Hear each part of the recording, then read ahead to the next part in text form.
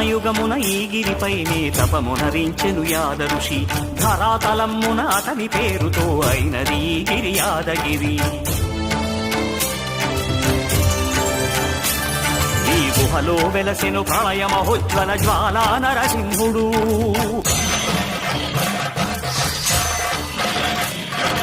భక్తాభీష్టములన్నీ తీర్చే లక్ష్మీ నరసింహుడు. సుఖ శాంతులను చేకూర్చు శుభయోగ నరసింహుడు.